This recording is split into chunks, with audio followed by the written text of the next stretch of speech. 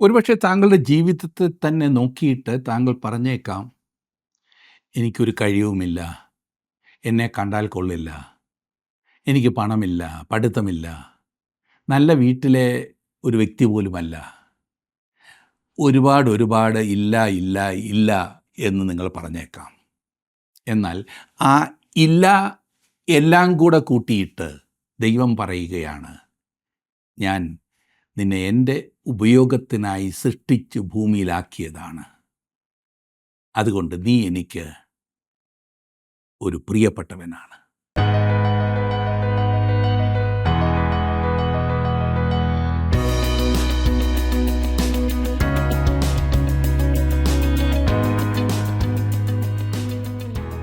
ജീവസന്ദേശത്തിൻ്റെ Bible പഠന ക്ലാസ്സിൽ പങ്കെടുക്കുന്ന എല്ലാവർക്കും ഞങ്ങളുടെ സ്നേഹവന്ദനം.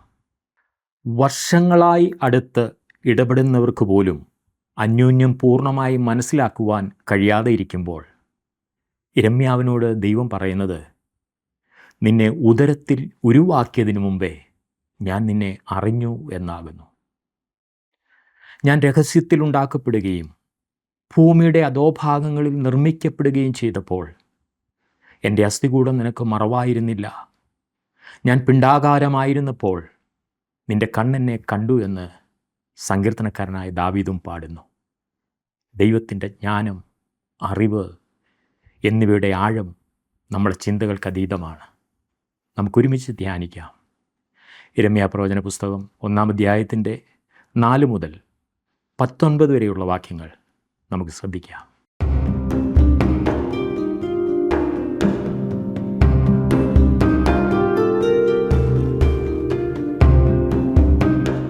അനുസരണം കെട്ടവരെങ്കിൽ പോലും തൻ്റെ ജനം കഷ്ടമനുഭവിക്കുന്നത് കണ്ടപ്പോൾ ഹൃദയം പൊട്ടിക്കരയുന്ന ഒരു യിരെമ്യാവിനെക്കുറിച്ചാണ് നാം ചിന്തിച്ചു കൊണ്ടിരുന്നത്. കരയുന്ന പ്രവാചകനായ യിരെമ്യാവ് അനാഥോത്തിൽ ജനിച്ചു എന്നും ഒരു പുരോഹിതനായി ജനിച്ചവനായിരുന്നു. താൻ ഈ ഭൂമിയിൽ വന്ന് പിറക്കുന്നതിന് മുൻപേ തന്നെ ദൈവം അവനെ പ്രവാചകനായി നിയമിച്ചു എന്നും നാം കഴിഞ്ഞ ക്ലാസ്സിൽ കണ്ടു. അതിൻ്റെ വിശദാംശങ്ങളിലേക്കാണ് 1-ാം അധ്യായത്തിൽ വരുമ്പോൾ നാം പ്രവേശിക്കുന്നത്. ഇന്ന് 4 മുതലുള്ള വാക്യങ്ങൾ നമുക്കൊരുമിച്ച് ചിന്തിക്കാം. യിരെമ്യാ പ്രവചനം 1-ാം അധ്യായത്തിൻ്റെ 4-ാം വാക്യം ഞാൻ വായിക്കട്ടെ. യഹോവയുടെ അരുളപ്പാട് എനിക്കുണ്ടായതെന്തെന്നാൽ, യഹോവയുടെ അരുളപ്പാട് യിരെമ്യാവിനുണ്ടായി.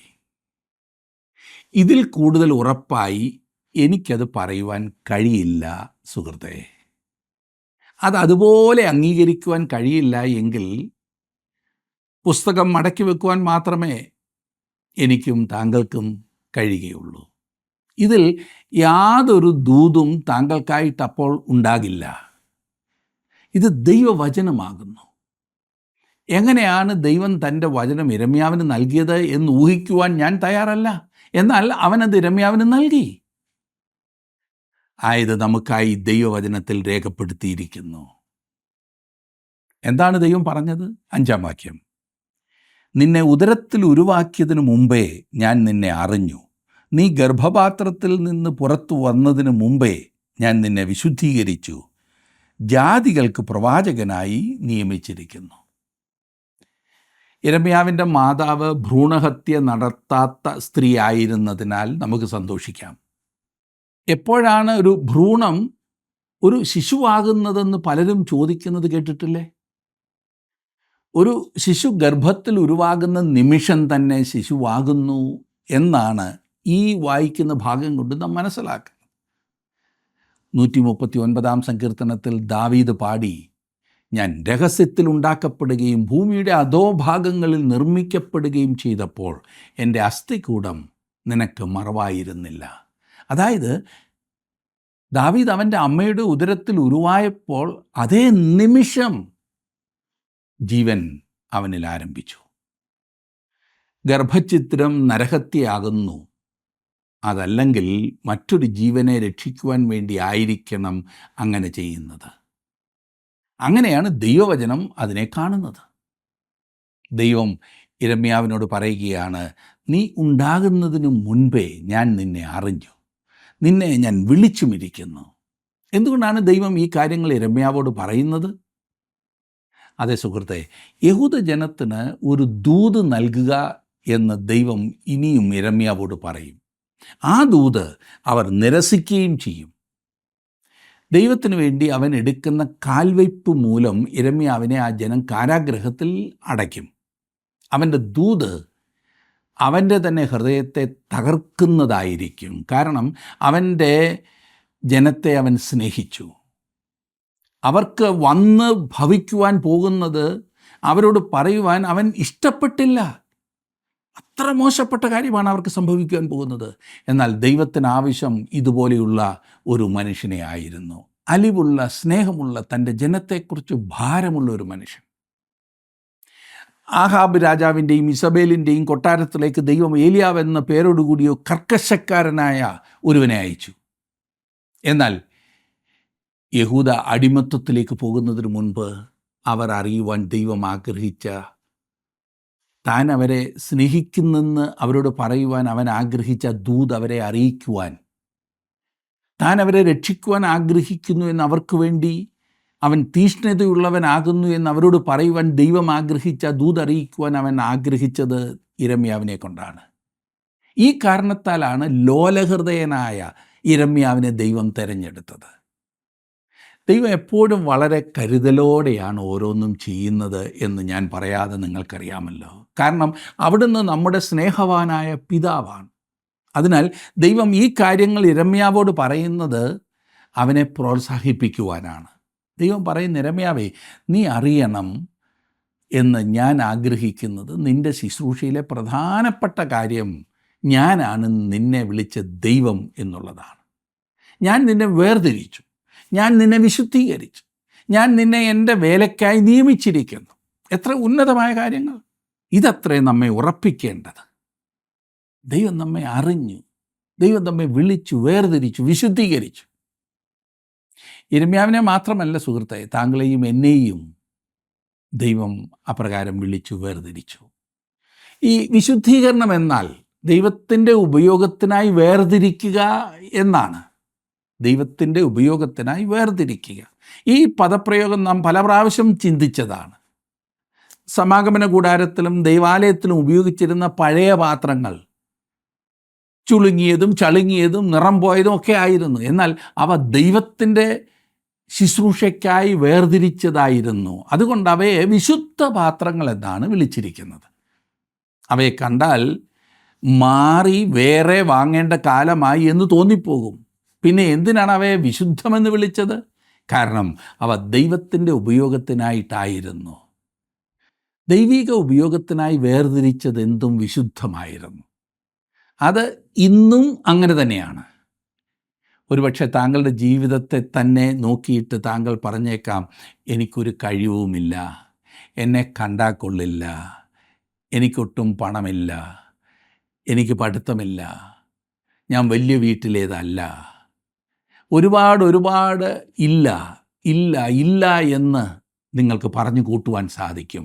എന്നാൽ ആ ഇല്ല എല്ലാം കൂടെ കൂട്ടിയിട്ടിട്ട് ദൈവം പറയുകയാണ്, ഞാൻ നിന്നെ എൻ്റെ ഉപയോഗത്തിനായി സൃഷ്ടിച്ച് ഭൂമിയിലാക്കിയതാ കുഞ്ഞേ. അതുകൊണ്ട് നീ ഒരു വിശുദ്ധനാണ്, നിന്നെ ഞാൻ വേർതിരിച്ചതാണ്. എത്ര മനോഹരമായിരിക്കുന്നില്ലേ? ദൈവത്തിൻ്റെ ഈ കരുതൽ എത്ര മനോഹരമായിരിക്കുന്നു. ദൈവം യിരെമ്യാവോട് പറയുകയാണ്, യിരെമ്യാവേ, നീ ജനിക്കുന്നതിന് മുൻപേ ഞാൻ നിന്നെ എൻ്റെ ഉപയോഗത്തിനായി വേർതിരിച്ചു. അതുകൊണ്ട് നീ നൽകുന്ന ദൂത് എപ്രകാരത്തിലൊരു പ്രതികരണം ഉണ്ടാക്കുന്നു എന്നതിൽ നീ ഭാരപ്പെടേണ്ട. നീ ആ ദൂത് അങ്ങ് നൽകിയാൽ മാത്രം മതി. ദൈവത്തിൻ്റെ ദൂത് അറിയിക്കുന്ന എല്ലാ ദൈവമക്കളും ഈ പ്രാഗൽഭ്യത്തോടെ വേണം അറിയിക്കേണ്ടത്. ഇത് തന്നെയാണ് ദൈവം എന്നിൽ നിന്നും പ്രതീക്ഷിക്കുന്നത്. ഈ ദൂതുകൾ തയ്യാർ ചെയ്യുമ്പോൾ എൻ്റെ ഹൃദയം പ്രോത്സാഹനം കൊള്ളുകയാണ്. എനിക്ക് തോന്നുന്ന എന്തെങ്കിലുമൊക്കെ വിളിച്ചു പറഞ്ഞ് എൻ്റെ ഏതോ കാര്യം സാധിക്കുവാനുള്ള ശ്രമത്തിലല്ല ഞാൻ. ദൈവവചനം അതിൻ്റെ തനിമയിൽ തന്നെ നൽകുവാനാകുന്നു ഞാൻ എപ്പോഴും ശ്രമിക്കാറുള്ളത്. അതാണ് എൻ്റെ ഉത്തരവാദിത്തം. അതിനുണ്ടാകുന്ന പ്രതികരണം എന്തായിരുന്നാൽ തന്നെ ഞാൻ ദൈവത്തെ അതോർത്ത് സ്തുതിക്കുന്നു. വളരെ വിനയത്തോടെ പറയട്ടെ, ഈ കാര്യത്തിൽ ഞാൻ ഒരു മനുഷ്യനും കണക്ക് ബോധിപ്പിക്കുവാൻ ഉത്തരവാദിത്തപ്പെട്ടിരിക്കുന്നില്ല എന്ന് ഞാൻ നിങ്ങളെ ഓർപ്പിക്കട്ടെ. ഞാൻ ആത്യന്തികമായി ദൈവത്തോട് കണക്ക് ബോധിപ്പിക്കേണ്ടവനാണ്. അഹങ്കാരം കൊണ്ട് പറയുന്നതല്ല. ദൈവത്തോട് കണക്ക് ബോധിപ്പിക്കുന്ന ആ മനോഭാവത്തോടെ ഇത് ചെയ്താൽ മറ്റെല്ലാം അതിനോടുകൂടെ ശരിയായിക്കൊള്ളും. ഞാൻ പറയുന്നത് താങ്കൾക്ക് ഇഷ്ടപ്പെടാതിരുന്നാൽ അത് സങ്കടം തന്നെ. എനിക്കും ദുഃഖമുണ്ട്. താങ്കളെ രസിപ്പിക്കുന്നത് പോലെ പറയണമെന്നുണ്ട്. എന്നാൽ എപ്പോഴും അതങ്ങനെ സംഭവിക്കില്ലല്ലോ. ദൈവവചനം ദൈവം നൽകുന്നത് പോലെ പറയുക. ദൈവം തുടർന്ന് യിരെമ്യാവോട് പറയുകയാണ്, ഞാൻ നിന്നെ ജാതികൾക്ക് പ്രവാചകനായി നിയമിച്ചിരിക്കുന്നു. ഇതാണ് യിരെമ്യാവിന് അധികാരം നൽകിയത്. അതവനെ പ്രോത്സാഹിപ്പിച്ചു. പല അന്ധകാര നിപുണമായ സാഹചര്യത്തിലും അവനെ താങ്ങി നിർത്തിയത് ഈ വിളിയും തിരഞ്ഞെടുപ്പുമായിരുന്നു. ഇനിയും യിരെമ്യാവിൻ്റെ പ്രതികരണം ശ്രദ്ധിച്ചേ. 6-ാം വാക്യം, 1-ാം അധ്യായത്തിൻ്റെ 6-ാം വാക്യം. എന്നാൽ ഞാൻ, അയ്യോ യഹോവയായ കർത്താവേ, എനിക്ക് സംസാരിപ്പാൻ അറിഞ്ഞുകൂടാ, ഞാൻ ബാലനല്ലോ എന്ന് പറഞ്ഞു. ഈ പറയുന്ന സമയത്ത് യിരെമ്യാവിന് ഏകദേശം 20 വയസ്സ് പ്രായമുണ്ടായിരുന്നിരിക്കണം. ശ്രദ്ധിക്കണം, പലരും ഇത് മനസ്സിലാക്കിയിട്ടില്ല. എന്നാൽ ഈ വാക്യം വായിക്കുമ്പോൾ അങ്ങനെ നമുക്ക് തോന്നുകയില്ല. അവന് 20 വയസ്സുണ്ടായിരുന്നു എന്ന് പറഞ്ഞാൽ അങ്ങനെ ഈ വാക്യത്തിൽ നിന്ന് തോന്നില്ല. നാം ഒരു ബാലൻ എന്ന് കേട്ടാൽ പെട്ടെന്ന് ചിന്തിക്കുന്ന വിധത്തിൽ യിരെമ്യാവ് ഒരു ബാലനായിരുന്നില്ല. ഇവിടെ ബാലൻ എന്നുള്ളതിന് ഉപയോഗിച്ചിരിക്കുന്ന അതേ പദമാകുന്നു സഖറിയ പ്രവചനം 2-ാം അധ്യായത്തിൻ്റെ 4-ാം വാക്യത്തിൽ യൗവനക്കാരൻ എന്ന് തർജ്ജിമ, അല്ലെങ്കിൽ ബാല്യക്കാരൻ എന്ന് തർജ്ജിമ ചെയ്തിരിക്കുന്നത്. യിരെമ്യാവ് വാസ്തവത്തിൽ ഒരു യുവാവായിരുന്നു, ഒരു ചെറുപ്പക്കാരൻ. യിരെമ്യാവ് ഇവിടെ പറയുന്നത്, ഞാനൊരു യുവാവാണ്, പരിചയക്കുറവുള്ളവൻ. അതാണ് ഇവിടുത്തെ അർത്ഥം. ദൈവമേ, നീ പറയുന്നത് പോലുള്ള ജോലി ചെയ്യുവാൻ എനിക്ക് പ്രാപ്തിയില്ല, പരിചയമില്ല കർത്താവേ, ഞാൻ അതിന് തയ്യാറുമല്ല. ദൈവം എങ്ങനെയുള്ളവരെയാണ് ഉപയോഗിക്കുന്നതെന്ന് നിങ്ങൾ ശ്രദ്ധിച്ചിട്ടുണ്ടോ? തനിക്ക് തന്നെ ഈ പണി ചെയ്യുവാൻ കഴിയില്ല എന്ന് അറിയുന്ന വ്യക്തികളെയാണ് ദൈവം എപ്പോഴും ഉപയോഗിക്കാറുള്ളത്. ദൈവത്തിൻ്റെ വേല ചെയ്യുവാൻ താങ്കളെക്കൊണ്ട് തന്നെ കഴിയും എന്ന ചിന്തയാണ് താങ്കൾക്കുള്ളതെങ്കിൽ ഞാൻ വളരെ വിനയത്തോടെ പറയട്ടെ, ദൈവത്തിന് താങ്കളെ ഉപയോഗിക്കുവാൻ കഴിയില്ല. താങ്കളുടെ പഠിത്തമോ താങ്കളുടെ പ്രസിദ്ധിയോ താങ്കളുടെ ഏതെങ്കിലും കഴിവുകളോ ഉപയോഗിക്കുന്നതായ മാർഗങ്ങളോ ഇതൊന്നുമല്ല ദൈവം നോക്കുന്നത്. ഈ ലോകത്തിലെ ബലഹീനമായതിനെ ദൈവം എടുത്തുപയോഗിക്കുന്നു. യിരെമ്യാവ് കഴിവില്ലാത്തവനെന്ന് മനസ്സിലാക്കി. ഈ പണിക്ക് തന്നെ ഒരുക്കിയിട്ടുമില്ല. അവനോടുള്ള ദൈവത്തിൻ്റെ മറുപടി ഇനി ശ്രദ്ധിച്ച് 7-ാം വാക്യം. അതിന് യഹോവ എന്നോട് അരുളി ചെയ്തത്, ഞാൻ ബാലൻ എന്ന് നീ പറയരുത്. ഞാൻ നിന്നെ അയക്കുന്ന ഏവരുടെയും അടുക്കൽ നീ പോകുകയും ഞാൻ നിന്നോട് കൽപ്പിക്കുന്നതൊക്കെയും സംസാരിക്കുകയും വേണം. ഞാൻ നിന്നോട് കൽപ്പിക്കുന്നതൊക്കെയും സംസാരിക്കുകയും വേണം. ബൈബിൾ ദൈവവചനം എന്ന് വിശ്വസിക്കുന്ന കൂട്ടങ്ങളിലാണ് വാസ്തവത്തിൽ ഈ കാര്യങ്ങൾ എന്തെങ്കിലും നടക്കുന്നത്. താൻ വിശ്വസിക്കാത്തതിനെ പ്രസംഗിക്കുന്ന സഭാശുശ്രൂഷകൻ്റെ ഇടവകയിൽ ഏതെങ്കിലും വിധത്തിലുള്ള വളർച്ച, ആത്മീക വളർച്ച ഉണ്ടാകുമെന്ന് കരുതുന്നത് യുക്തിക്ക് നിരക്കുന്നതല്ല സുഹൃത്തെ. കുറേ അഭിപ്രായങ്ങളും സിദ്ധാന്തങ്ങളും പ്രത്യയശാസ്ത്രങ്ങളും പറഞ്ഞാൽ പറയാൻ എളുപ്പമാണ്, ഫലമില്ലായിരിക്കും എന്നതാണ് വാസ്തവം. എന്നാൽ അന്നും ഇന്നും എന്നും ദൈവം പറയുന്നത്, ഞാൻ നിന്നോട് കൽപ്പിച്ചിരിക്കുന്നത് നീ അവരോട് അറിയിക്കുക എന്നത്രേ. ഞാൻ പറയട്ടെ, ദൈവത്തിൻ്റെ വചനം താങ്കൾ നൽകുമ്പോൾ ആയത് വളരെ ആശ്വാസകരവും ആനന്ദകരവുമായിരിക്കും. എനിക്ക് യിരെമ്യാവിനോട് ഭയങ്കര സ്നേഹമാണ്.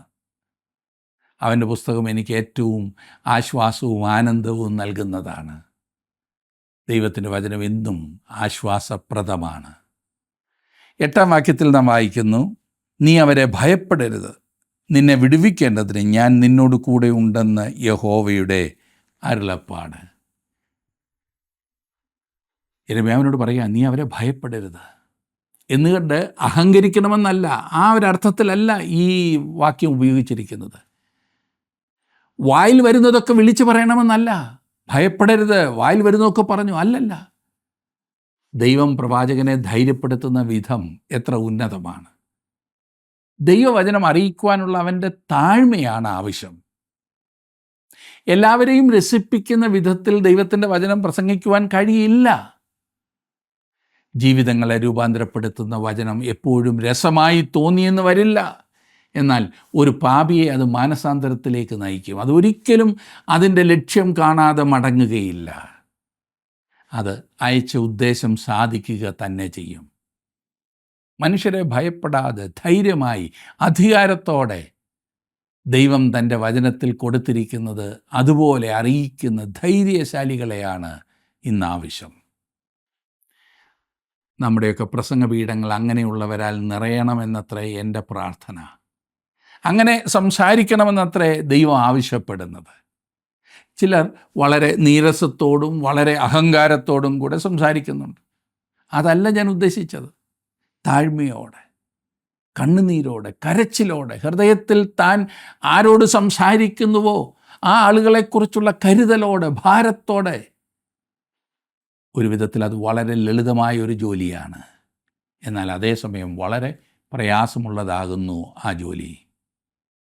ദൈവം യിരെമ്യാവോട് പറയുകയാണ്, ഭയപ്പെടരുത്, നിന്നെ വിടുവിക്കുവാൻ ഞാൻ നിന്നോട് കൂടെയുണ്ട്. അതെപ്പോഴും സത്യമാകുന്നു. ദൈവവചനം അനുസരിക്കുന്ന നാം ന്യൂനപക്ഷമാകുന്നു എന്ന തോന്നലുണ്ടായേക്കാം. നമ്മളധികമില്ല എന്ന തോന്നൽ.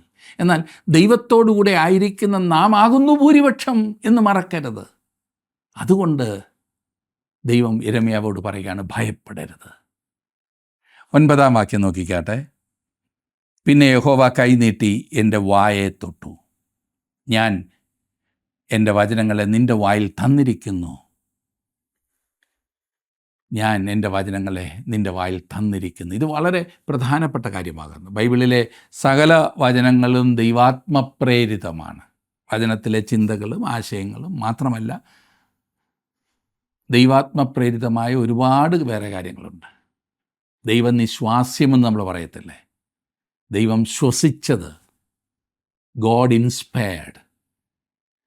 ഉദാഹരണത്തിന്, കള്ളം പറയുവാൻ പിശാചിനെ പ്രേരിപ്പിച്ചത് ദൈവമല്ല. എന്നാൽ പിശാച് കള്ളം പറഞ്ഞിരിക്കുന്നു എന്നുള്ള ഭാഗം ദൈവാത്മപ്രേരിതമാകുന്നു. മനസ്സിലായല്ലോ? തമ്മിലുള്ള വ്യത്യാസം അതാണ്. ഈ വിഷയം ഇന്ന് പലയിടത്തും തെറ്റിദ്ധരിക്കപ്പെട്ടും തെറ്റായി വ്യാഖ്യാനിച്ചും കാണാറുണ്ട്. അതുകൊണ്ട് ദൈവവചനം പരിഭാഷപ്പെടുത്തുന്നത് വളരെയേറെ ശ്രദ്ധയോടെ വേണം എന്നത്ര ഞാൻ പറഞ്ഞത്. ദൈവം യിരെമ്യാവോട് പറഞ്ഞു, ഞാൻ എൻ്റെ വചനങ്ങളെ നിൻ്റെ വായിൽ തരുവാൻ പോകുകയാകുന്നു എന്ന്. 10-ാം വാക്യത്തിൽ നാം കാണുന്നത്, നിർമൂലമാക്കുവാനും പൊളിപ്പാനും നശിപ്പിപ്പാനും ഇടിച്ചു കളയുവാനും പണിവാനും നടുവാനും വേണ്ടി ഞാൻ നിന്നെ ഇന്ന് ജാതികളുടെ മേലും രാജ്യങ്ങളുടെ മേലും ആക്കി വച്ചിരിക്കുന്നു എന്ന് യഹോവ എന്നോട് കൽപ്പിച്ചു. യിരെമ്യാവ് ദൈവത്തിൻ്റെ വചനം അറിയിച്ചത് യോശിയാവ്, യഹോയാക്കീം, യഹോവാഹാസ്, യഹോയാക്കീൻ, സിദക്കിയാവ് എന്നീ രാജാക്കന്മാരുടെ വാഴ്ചയുടെ കാലത്തായിരുന്നു. ചരിത്രം നിങ്ങൾക്കറിയാമല്ലോ. ഈ രാജാക്കന്മാർക്കെല്ലാം വ്യത്യസ്തമായ ഭരണക്രമങ്ങളും ഭരണാധിപന്മാരും ഉണ്ടായിരുന്നു. അവരെല്ലാം യെരുശലേമിനെ നന്നാക്കുവാനുള്ള പദ്ധതിയുമായിട്ടാണ് വന്നിരുന്നത്. പട്ടണം മുഴുവൻ പച്ച പിടിപ്പിച്ച് പരിസ്ഥിതി മലിനീകരണം തടയുവാനുമൊക്കെയുള്ള പദ്ധതികൾ അവർക്കുണ്ടായിരുന്നിരിക്കാം. അവരാരും യിരെമ്യാവ് പറഞ്ഞതിനോട് വലിയ താല്പര്യം കാണിച്ചിട്ടുണ്ടാകില്ല. അവർ അവനെ അവഗണിച്ചു. ഇപ്പോൾ ഏകദേശം 3000 വർഷങ്ങൾ കഴിഞ്ഞിരിക്കുന്നു. ആ രാജാക്കന്മാരുടെ ഏതെങ്കിലും പദ്ധതി ഇന്ന് നിങ്ങൾക്ക് പറയുവാൻ കഴിയുമോ? ഒരൊറ്റ നല്ല കാര്യവും അവർ ചെയ്തതായി നമുക്കറിയില്ല. എന്നിട്ടും ആളുകൾ അന്ന് ചിന്തിച്ചു അവർ ഏതോ വലിയ കാര്യം ചെയ്യുകയാകുന്നു എന്ന്. യിരെമ്യാവിനെ അവഗണിച്ചത് നല്ലതായിപ്പോയി എന്ന് ജനങ്ങളും അന്ന് ചിന്തിച്ച് കാണും. എന്നാൽ ഇന്ന് നാം വായിക്കുന്നത് യിരെമ്യാവിനെക്കുറിച്ച് മാത്രമാണ്. അതാണ് ദൈവത്തിൻ്റെ വചനത്തിൻ്റെ പ്രത്യേകത. യിരെമ്യാവിൻ്റെ പുസ്തകം ദൈവവചനമാകുന്നു സുഹൃത്തെ. അത് മാറ്റമില്ലാത്തതാണ്. അത് ഇന്നോളം നിലനിന്നു, ഇനിയും നിലനിൽക്കും. യഹൂദ ജനത്തിന് തൻ്റെ വചനം നൽകുന്ന ഉത്തരവാദിത്വത്തിൽ യിരെമ്യാവിനെ ആക്കുവാൻ പോകുന്നു എന്നാണ് ദൈവം അരുളി ചെയ്യുന്നത്. എന്നാൽ പാവം യിരെമ്യാവ് പേടിച്ച് അരണ്ടിരിക്കുകയാണ്. ഉത്തരവാദിത്വത്തിൽ കയറുന്നതിന് മുമ്പേ അവൻ ഓടി രക്ഷപ്പെടുവാൻ പോവുകയാണ്. ഈ ഉന്നതമായ ഉത്തരവാദിത്വത്തിലേക്ക് വിളിച്ചാക്കുന്നതിൻ്റെ 2 ചിത്രം ദൈവം യിരെമ്യാവിന് നൽകുന്നു. 11-ാം വാക്യത്തിൽ നാം വായിക്കുന്നു, യഹോവയുടെ അരുളപ്പാട് എനിക്കുണ്ടായി, യിരെമ്യാവേ, നീ എന്ത് കാണുന്നു എന്ന് ചോദിച്ചു. ബദാം ബ്രാക്കറ്റിൽ ജാഗ്രത് വൃക്ഷത്തിൻ്റെ ഒരു കൊമ്പ് കാണുന്നു എന്ന് ഞാൻ പറഞ്ഞു.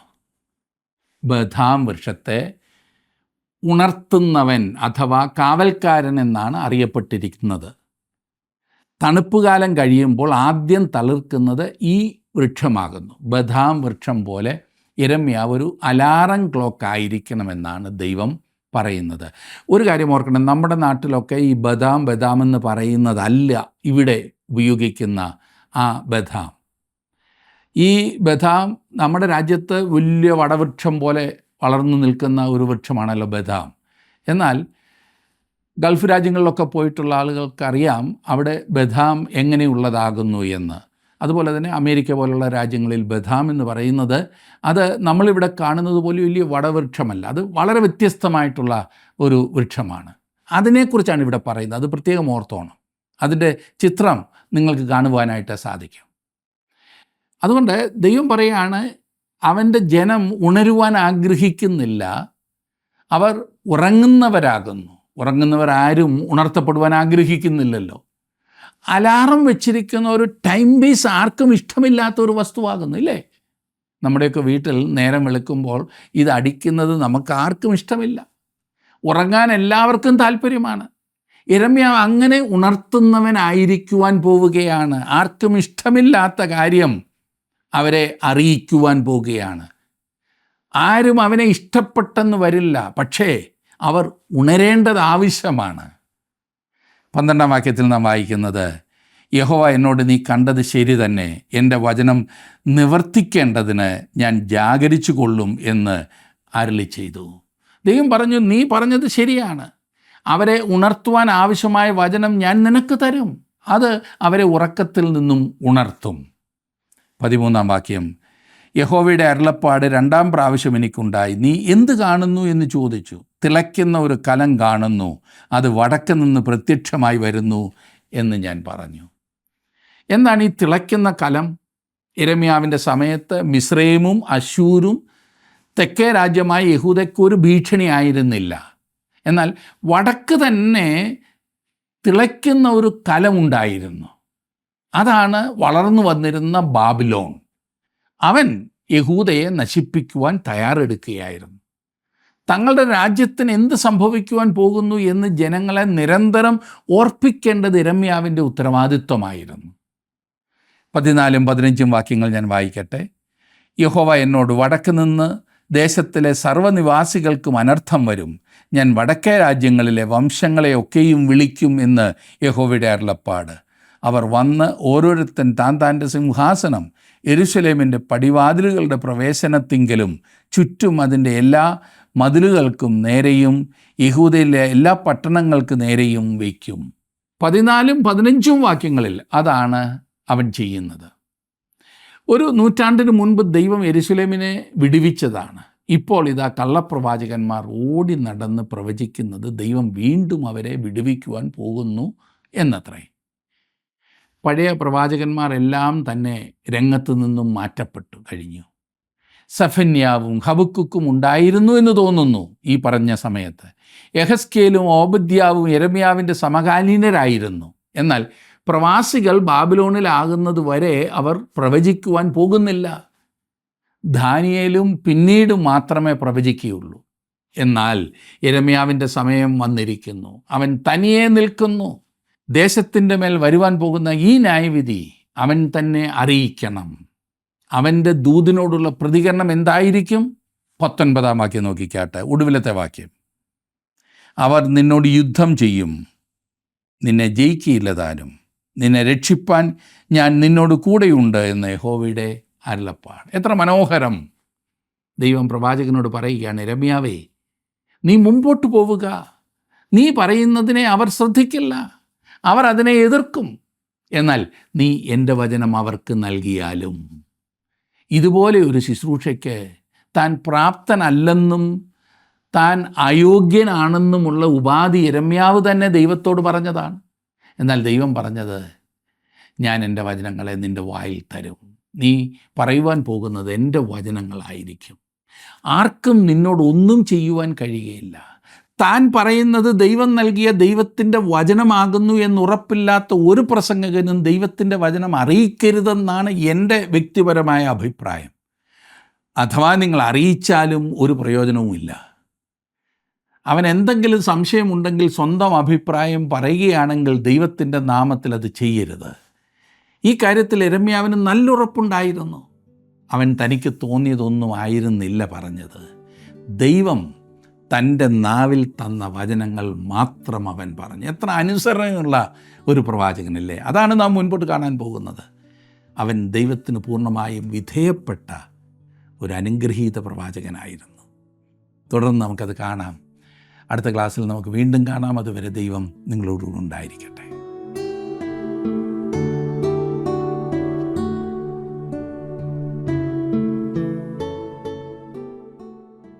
അനുസരണക്കേട് കാണിച്ചിട്ടും ദൈവം തൻ്റെ ജനത്തെ എത്രത്തോളം സ്നേഹിക്കുന്നു എന്നുള്ളതിൻ്റെ തെളിവാണ് യിരെമ്യാവെന്ന ബാല്യക്കാരനായ പ്രവാചകൻ. ലോലഹൃദയനായ ബലഹീനനായ ആ ചെറുപ്പക്കാരനെ ദൈവശക്തിയാൽ നിറച്ച് തൻ്റെ അരുളപ്പാടുകളെ അവൻ്റെ വായിലാക്കി തൻ്റെ ജനത്തെ മടക്കി വരുത്തുവാൻ ദൈവം ആഗ്രഹിക്കുകയാണ്. ആരും നശിച്ചു പോകാതെ എല്ലാവരും മാനസാന്തരപ്പെടുവാൻ ഇച്ഛിക്കുന്ന ദൈവത്തിൻ്റെ ദീർഘക്ഷമയെ രക്ഷയെന്ന് വിചാരിപ്പാൻ നമുക്കിടയാകട്ടെ.